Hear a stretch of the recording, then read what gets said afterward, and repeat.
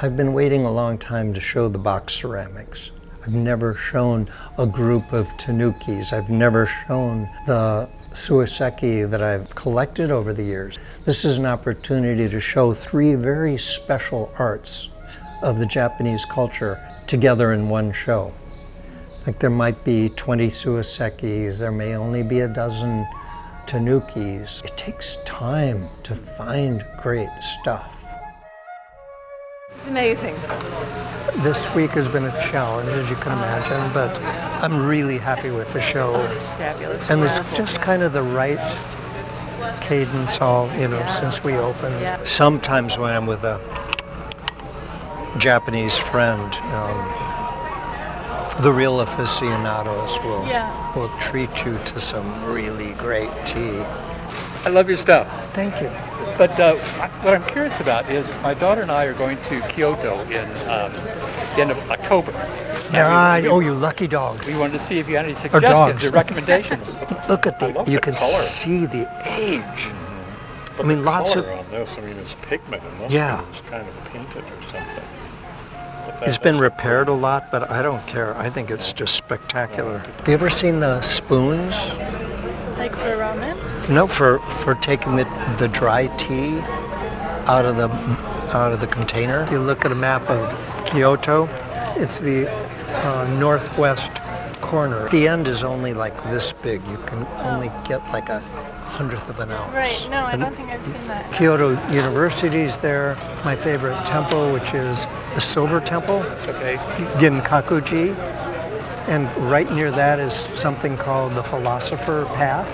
I always love it when you have these little sort of special exhibitions. Did you see the video? The whisks, are those just for display, or would you say those are actually to be used? Oh, they're antiques and they've been used. What a treat to meet you and see you. Great thing that you're doing here. And we love these receptions you have. We're right on it.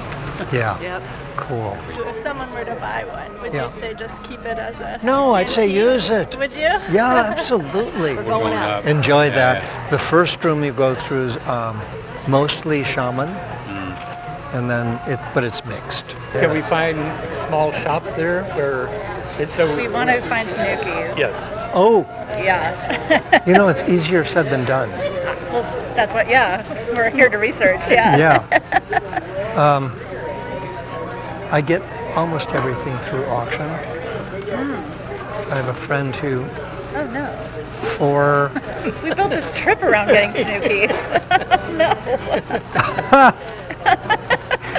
I have so many friends and clients that go to Bali thinking they're going to find the best stuff themselves, and they come back and buy here. The classical court dress here is from that Heian period, which is about the year 1000. And that was the classical period of Japanese.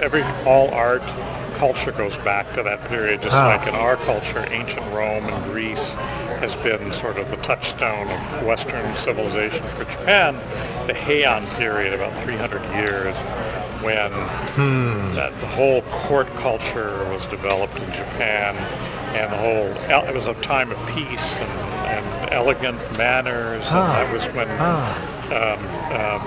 the Tale of Genji was written. Right. That was the first thing I ever read. Yeah, really? Yeah, 19 years old. Yeah. That's a big book to read for any age. Yeah. All these ceramics are from Shigaraki. Okay. A lot of the box things are Shigaraki. Okay. That's the home of the modern tanuki. The first ones were made there of this type. So there are probably collectors there that have old tanuki. And there's thousands of new ones, but there's shops here and there that might have old ones. That's the best I can do for you. They look back on that period, so you'll see things with the courtiers, the aristocrats wore this kind of hat with the strap under the chin and this, and then of course the fan with the red, the rising sun, right on the fan there, and so it's pretty really cool. Cute. Especially it's a monkey. It's a monkey too, yes. Making a little fun. Yes. David is a very thoughtful a dealer. He's not somebody who just buys up something to flip it. I mean, he really wants to do the research about it. He has a deep appreciation and love of the culture. I collect ceramics, and I have bought several here.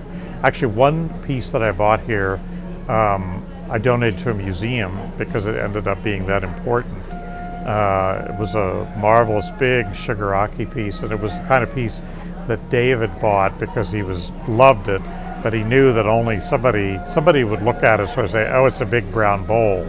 But it was in fact by quite a renowned potter, and it was in an exhibition up in Pasadena, and then they asked if they could keep it, and I said, sure. So I've been very impressed with the exhibitions that he's had.